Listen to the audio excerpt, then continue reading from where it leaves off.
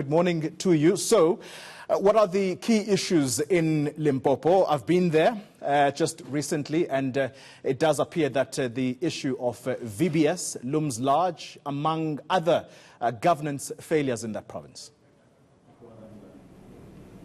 Yeah, definitely, Kuli. And of course, that's one of the biggest questions we'll be putting to our panelists. The VBS scandal, this is where this province had the most actually investors. People from this province, from two municipalities in particular, invested in VBS Bank. The rich and greedy looted the bank, 2.2 billion almost, in fact.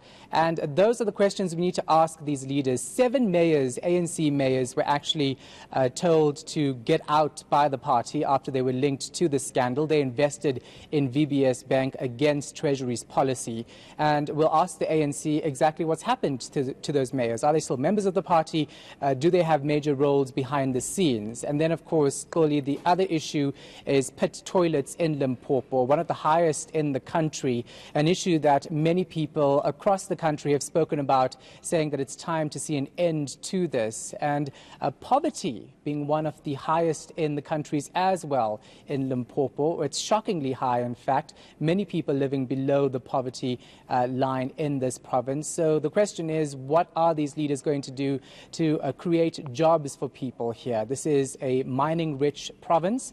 Why aren't they using that to their advantage? There's so many questions that we have to ask, and so many people in this auditorium in particular, Koli, about 1,200 in fact will be here to ask these politicians tough questions. We are going to time them though. They'll be given 90 seconds to actually give us opening remarks. That's the clock behind me that we'll be using to time them, because we really want to get through the political jargon. There's no time for long speeches here. You tell us what you stand for and what you're promising to people in 90 seconds, and then they'll decide whether or not they should actually vote for you or not. So this is our stage, Koli.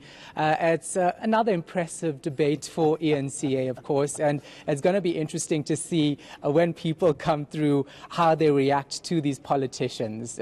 Like you say, you've been to this province, you know the issues. The people who live here live through it every day. Yeah, Shahan, look, the people of Limpopo as well, in particular, the town of Giyani, Shahan, the water situation there is really paramount in their minds.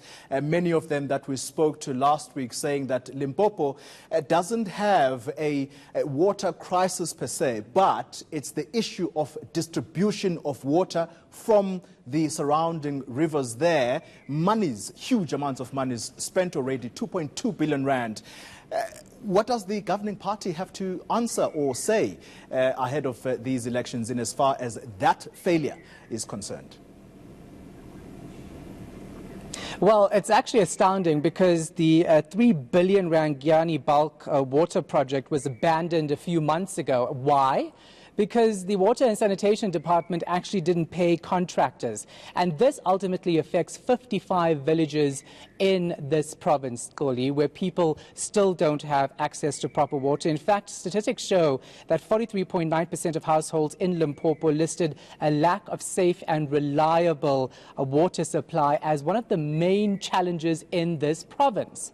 And there's an abundance of water. Of course, the Limpopo River is something that you hear about when you Google Limpopo. It's one of the first things that come up as well. People are saying that the government is not doing enough to actually sort out this for them. The ANC has had several answers to the water crisis issue here. They say they're working on it. They're trying to get more money from government to try and solve the problem, but it's been years. Let's be honest, it's been years. In 2014, the ANC actually got 78% of the vote in this province. It was an overwhelming majority. Why then haven't they done enough to actually get to the bottom of this water problem for people, which is a basic right? It's despicable, isn't it? And that's what we'll ask them. Why haven't they reached that yet? Yeah, and it'll be interesting indeed from the electorate, Shahan, what they have to say in as far as who they trust going into the election on May 8. Shahan Ramkasoon, ahead of that town hall debate.